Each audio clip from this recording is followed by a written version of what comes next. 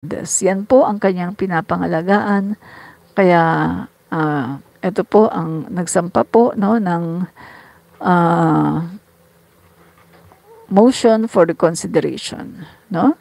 So yan po naghain ang Kamara no sa panguna ng Office of the Solicitor General ng nag-motion no ng motion for reconsideration para hilingin sa Korte Suprema na i-reverse ang kanilang ruling sa impeachment ni VP Sara Duterte. Statement on the motion for reconsideration filed by the House of Representatives regarding the Supreme Court ruling GR number 2785 278353 on the impeachment complaint against the Vice President.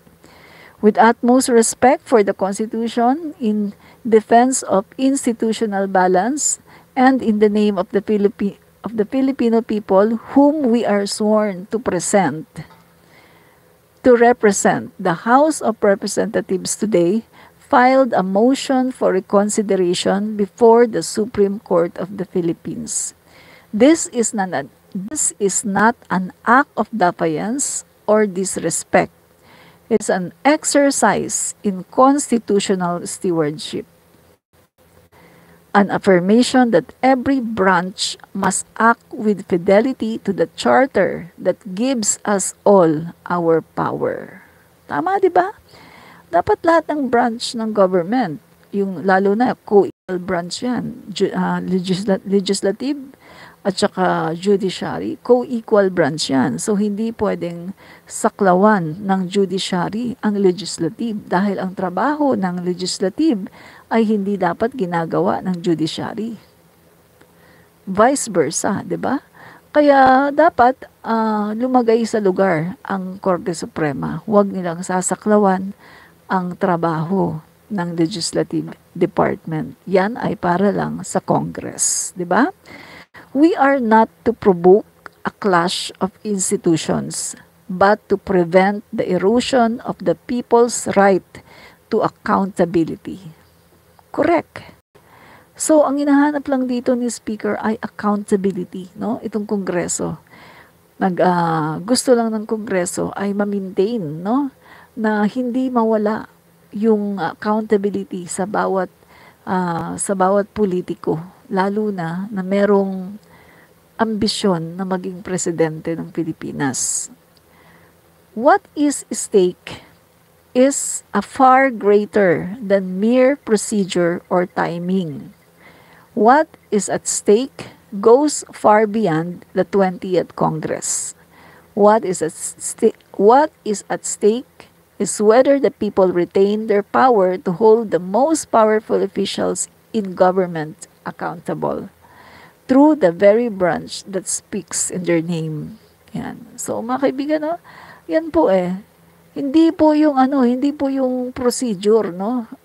Hindi po yung kung ano man yung power, no, ng kung ano-anong mga branch ng government na yan, mga kaibigan. Kundi ang mahalaga po dito ay ma-held natin accountable ang lahat po ng mga government officials na pagbibintangan or nang merong mga aligasyon ng katiwalian.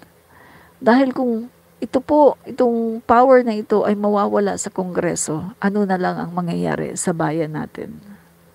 Pagkakaroon po tayo ng chaos at pagdating ng araw, sa mga susunod na mga tao, kapag meron tayong gustong ipa-impeach, ay mahihirapan na tayo. At baka mawala na ang power na yan sa House of the Representative. Kaya ginagawa po ng ating speaker ay pinapangalagaan po niya, no? Yung ating institusyon, ang House of the Representative na House of the People, no? Yun lang po yun. So the voice of the people, the power to impeach the House of Representatives is not merely a deliberative body. It is the voice of the people. It is where the people's outrage is weighed, whether their concerns become questions of law, and where accountability begins. When serious charges are raised against those who hold the highest offices, it is the House, not the courts, that is called upon to ask the first questions. Is this official still worth of the public trust? Mga kaibigan, nasa Kongreso po ang power, nasa Kongreso po ang karapatan para mag-impeach ng isang official. Kasi yan nga po ang kanilang trabaho. Ayon po sa 1987 Constitution. No? That is why the Constitution states in clear, commanding, and unmistakable terms, the House of Representatives shall have the exclusive power to initiate all cases of impeachment. Article 11, Section 3. The power is not shared. It is not subject to prior approval. It is not conditional. Oh. Ang linaw ng Constitution, mga kaibigan, napakalinaw ng Constitution natin, di ba? Ang power nasa Kongreso, hindi shared. Hindi yung, ang magpapasya, Korte Suprema. Hindi ganoon. Sa Congress lang ang magpapasya. At ang Senado lang ang pwedeng mag-try at ang mag-decide. At hindi sila pwedeng mag-decide to dismiss hanggat hindi nila tinatry, hanggat hindi nila inuumpisahan ang trial. Trial muna bago dismiss. Trial muna bago verdict or acquitted. No? Pwede naman nilang i-acquit si Sarah kung gusto nila Basta trial muna. Umpisahan ang trial, di ba? So, ito po mga kaibigan, the power is not shared, no? It is not subject to prior approval. Hindi kailangan ng approval ng kahit sino, kahit ng Supreme Court. Walang kailangang approval, no? Ang power lang po to impeach ay ang Congress, no? So, yan po, malinaw na malinaw ang Constitution natin. And yet, in GR number 278353, the Supreme Court has ruled otherwise. The order of events matters and the record is clear. On February 5, 2025, the House of Representatives, acting with 10 session day limit provided in the Constitution. So, hindi po sila lumabag, mga kaibigan. Yung ginawa po nila ay within the 10 session day. Wala pong nilabag, no? Yun po mga kaibigan. Transmitted to the Senate, the fourth impeachment complaint against the Vice President, duly verified and endorsed by more than 1/3 of all members. See? Malinaw na malinaw. That transmittal approved in plenary session upon formal motion by the majority leader elevated the complaint to the status of articles of impeachment. Malinaw na malinaw at may ebidensya yan. Kasi andyan yung mga video na sila ay nag-usap, nagbotohan at sila po ay kumbaga may mga nagmosyon at ito po ay inaprubahan ng napakaraming mga kongresista, no? So, lampas 1/3, no? Still in the same day and after transmittal of the articles, of impeachment signed by 215 members, the House voted in plenary to archive the 3 earlier complaints filed in December 2024. Ang linaw mga kaibigan, no? So, on the same day, ito muna mga kaibigan ang ginawa nila, no? Pagkatapos nilang i-transmit ang articles of impeachment na pinirmahan ng 215 mga lawmakers, mga kaibigan, ang House of the Representative, mga kaibigan, ay nagkaisa na i-archive na, itago na yung 3 complaints. So, ibig sabihin, walang nalabag na 1-year rule ban. Walang nalabag. Malinaw na malinaw. Malinaw pa sa sikat ng araw, no? Wala pong nalabag na 1-year rule ban. No? The sequence of events is not incidental. It is essential. It shows that the 4th complaint alone was elevated for trial. No? So, 4th complaint lang po ang initiated at ang ini-refer. that the House acted in full compliance with the Constitution, deliberately, in good faith, and with transparency, and that no other complaint remained pending or unacted upon the time of transmittal. The Supreme Court's ruling misunderstood the effectively reverse this clear chronology based on the factual error. It struck down a process we executed with utmost fidelity to the Constitution. Malinaw mga kaibigan no violation of the one-year bar. The Supreme Court held that by acting on the February 5 complaint, the House violate the constitutional bar against initiating more than one impeachment proceeding within a year. But that is not what happened. Hindi ganun ang nangyari, no? So the House initiated only one proceeding, the February 5 complaint that met the one-third House threshold. This is fully consistent with jurisprudence in Francisco, House versus House of Representatives, and Gutierrez versus House of Representatives.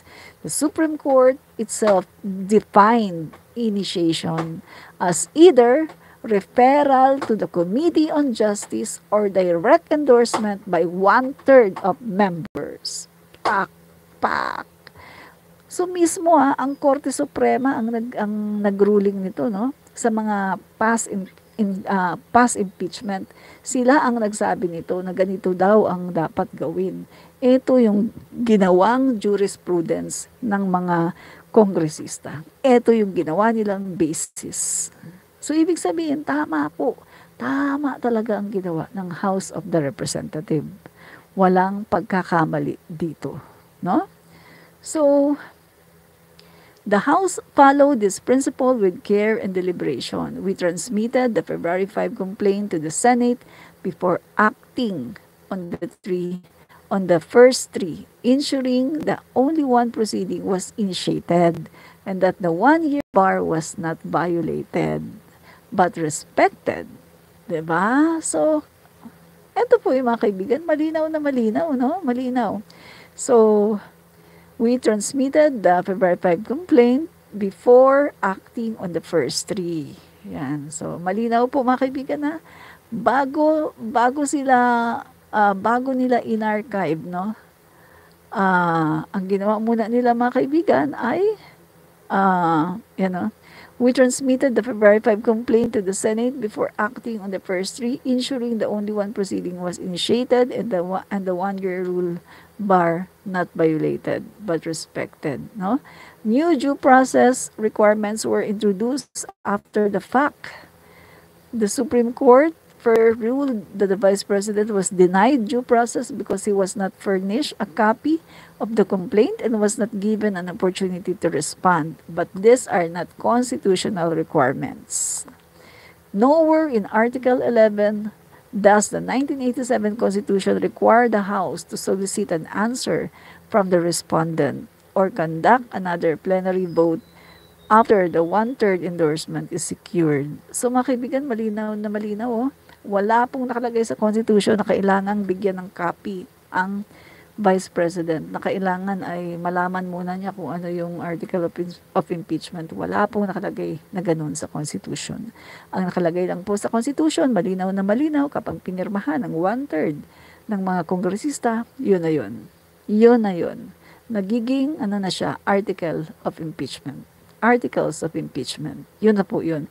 Ang na-verified, no? So, malinaw po dito Tapos yung tungkol naman sa due process. Due process is paramount, but the Constitution safeguards it through the Senate trial, not by limiting the House exclusive power to initiate.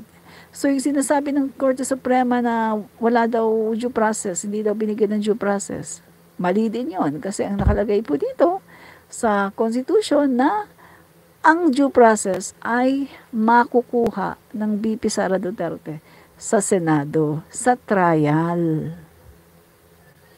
Hindi po sa Senate, hindi po sa Congress. Ang Congress mag-initiate ng impeachment at doon po sa trial sa Senado, doon niya makukuha ang due process. yung pagbibigay sa kanya ng karapatan para magpresenta ng mga abogado, magpresenta ng mga facts, ipagtanggol ang sarili niya, yun na po yung due process doon. Eh, maling-mali po yung sinasabi ng Korte Suprema. My God. Mali po. Wala pong gano'n na nakalagay sa ating Constitution. Gumawa po sila ng bago, no? Ng bagong rule na hindi naman nila dapat gawin. Dahil hindi naman sila legislative department. Judiciary po sila, no? Okay. Ano pa sabi dito? Okay. If these rules had existed earlier, we would have followed them. Malinaw po ang sabi ni Congressman, ni Speaker Martin, kung ang rule na ito ay nag-exist na noon pa man, aba malamang, talagang ito ang susundin namin. Kaso hindi nga siya nag-exist eh.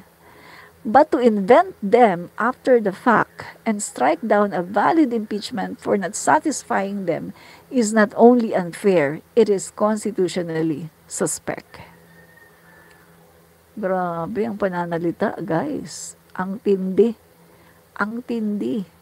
Talagang tagos yan. Tagos yan sa buto ng nitong mga judges na to. 'Di ba? Kasi parang gumawa lang sila ng mga bagong rules eh. Para isalba ang vice-presidente. Ganun po ang nakikita, no? Gumawa sila ng panibagong rules para isalba ang vice-presidente.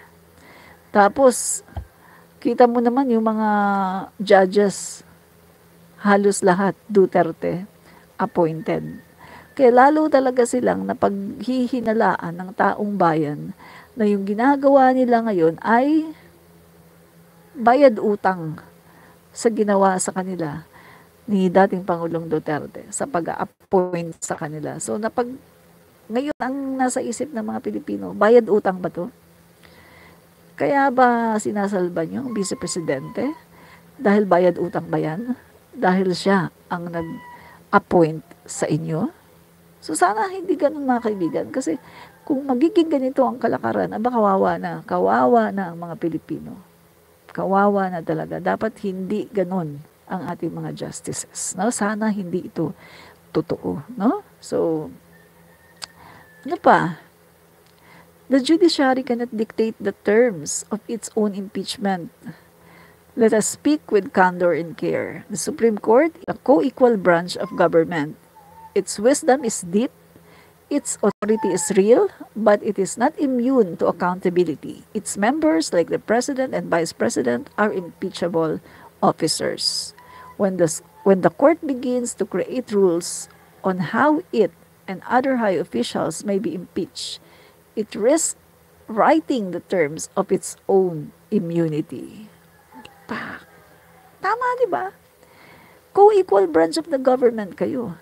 Impeachable officer kayo. Pagkatapos gagawa ka ng sarili mong rule, sarili mong rules for impeachment, ibig sabihin yan, pagdating ng araw na ipapa-impeach kayo, pwede rin kayong gumawa ng sarili nyong rules para maging immune kayo. At kapag nangyayari yun, ano na mangyari sa bansa natin? Kawawa ang mga Pilipino. Ang apektado ditong unang-una ay ang mga mamamayang Pilipino, ang mga maliliit na mga Pilipino. Mga kaibigan, malaking bagay ito. Kaya nga nilagay sa Constitution ang impeachment dahil malaking bagay ito na hindi tayo dapat nagtitiis sa mga politiko na gustong maging leader na magnanakaw lang ng kaban ng bayan. Hindi tayo dapat magtiis ng ganun. We deserve better, mga kaibigan. We deserve better. Kaya nga merong impeachment. Nang sa ganun ay maging safeguard ito natin ng mga Pilipino para hindi tayo magkaroon ng mga politiko o mga leader na mga magnanakaw sa kaban ng bayan. Diba? Okay. Ito pa sabi dito. That is now how checks and balances works. No? So, sabi dito, when the court begins to create rules on how it and other high officials may be impeached, it risks writing the terms of its own immunity. That is not how checks and balances works. A government of laws cannot allow any branch to become the judge of its own accountability. In this case, the court has crossed into the legislative domain, crafting procedures that the Constitution reserves for the House of Representatives alone. Tagos sa buto. Tama nga naman, di ba? Tama nga naman eh. Hindi ka pwedeng mag-craft, mag-draft o gumawa ng sarili mong rules. Impeachable official ka. Dapat igalang mo ang House of the Representative. Yan ay trabaho ng House of the Representative. Sila ang nasa legislation. Supreme Court ka. Ang trabaho mo, mag-interpret ng batas at mag-judge. Pero, paano mo sasabihin na in-interpret mo yun na ganito na ito ay unconstitutional kung wala naman sa Constitution ang iyong pinagbasihan at kung wala namang jurisprudence ang iyong pinagbasihan dahil gumawa ka lang ng panibagong rules. So that is legislation at hindi mo dapat ginagawa yan dahil yan ay trabaho ng Korte Suprema. Make sense? Yan. So, ano pa? Sabi pa dito, the role of the court is to review, not preempt. We do not question the power of judicial review. We respect it. But there is a critical difference between correcting a constitutional abuse and interrupting a constitutional process before it concludes. Oh, tama nga, mga kaibigan, no? The House had not overstepped. It followed precedent, respected the rules, and upheld the Constitution. Antindi. Yet, even as factual issues emerged before the court on a matter of transcendental importance, the House was not given the opportunity to clarify them in oral arguments. Usually, mga kaibigan, palagi ang may oral arguments. Nagtataka nga ngayon, pati yung mga legal minds, how come na minadali ito at hindi man lang sila ask sa Kongreso na magkomento. Di ba usually mga kaibigan, ang ginagawa po ng Supreme Court, pinagkokomento niya yung mga involved or merong mga oral arguments. Pero dito, minadali. Hindi man lang dininig. Wala man lang sabi na pagdinig dito sa mga dapat na sabihin ng Kongreso. Wala. Talagang minadali. Talagang bago matapos ang SONA, before the SONA, andyan na, inilabas na. Kasi nga, ang sabi ni Jesus Cordero, mag-uumpisa ang trial after SONA. So, ang ginawa, mga kaibigan, inunahan nila ngayon ang SONA. Naglabas na sila ng kanilang decision. Wala pang SONA. Nang sa ganun, hindi matuloy ang trial. Ganyan po ang lumalabas ngayon, ang nakikita po ng mamamayang Pilipino. So, nakikita po dito na parang sinalba talaga ang Vice Presidente. No? Sinalba dito sa impeachment trial. So, ano pa? And the complaint was nullified. The irony is not lost on us. The court faulted the House for lack of due process, even as it ruled without fully extending due process to the House. We appeal to restore balance, not to assert supremacy. This motion for reconsideration is not a test of institutional power. It is a plea for constitutional clarity. We ask the Honorable Court to correct the factual misreadings, to consider the creation and retroactive application of new procedural burdens, and to restore the House its rightful role as the starting point of all impeachment. We do not seek control over the branches. We seek only the space to perform our constitutional duty freely, faithfully, and fully. The House will never surrender the people's right to accountability. Let this be clear. This is not about politics. This is not about personalities. This is about whether the Filipino people still have a meaningful way to call the power to account. Because if impeachment can be blocked by misunderstood facts or rules invented after the fact, then accountability is not upheld. It is denied. Wow, galing. Ang ganda po ng sinasabi, no? To dissent is not to defy. To demand accountability is not to destabilize. To insist on constitutional integrity is not to weaken democracy. It is to strengthen it. We speak now not because it is easy, but because it is necessary. Let this statement be our record before the people, before the court, and before history. The House will not bow in silence. Galing. Ang galing, mga kaibigan. Grabe, ang galing. Nakakahanga. Nakakahanga yung galing, mga kaibigan, ng argumento. Grabe. Ang galing ng argumento, guys. Nakakahanga, no? So, kaya nga sabi ko sa inyo, walang rason. Wala talagang rason ang Supreme Court para hindi nila i-grant etong motion for reconsideration kasi malinaw na malinaw, guys, malinaw na malinaw, no? Malinaw pa sa sikat ng araw na tama po dito ang House at mali po ang Supreme Court, no? So maraming salamat, mga kaibigan. Magdadalawang oras na pala tayo, no? Maraming pong salamat. Yan. Evelo Regaspe, ang galing ng argument ng House. Opo, ang galing nga po Magagaling po ang mga House of the Representative. Magagaling po ang mga dyan. Kaysa sa Senado. Yan.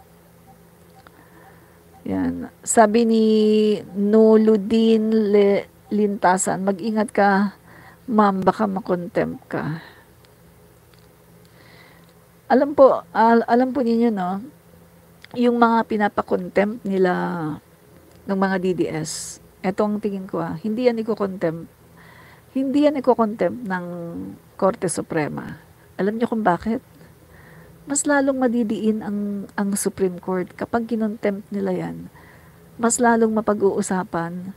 Tapos, syempre, yung taong iko-contempt mo, syempre, lalaban yan, no, sa argumento.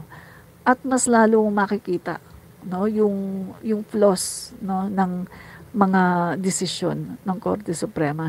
Kaya hindi nila iko-contempt. Yan ang nakikita ko, hindi nila iko-contempt yung sina Richard A. Darian. At pati yung mga nagsasalita, hindi nila iko-contempt yan. Kasi kitang-kita naman na may flaws talaga, may mali talaga sa desisyon ng Korte Suprema. No? Yan. So, mga kaibigan, hanggang dyan na lang po muna tayo. Magbabalik na lang tayo mamaya for another live. Maraming po salamat. Ito po muli sa Admin Rich, Commentarista, Fight Fake News, Expose the Truth. Ay, salamat. Hindi na kumati ang aking lalamunan. Bye-bye and God bless.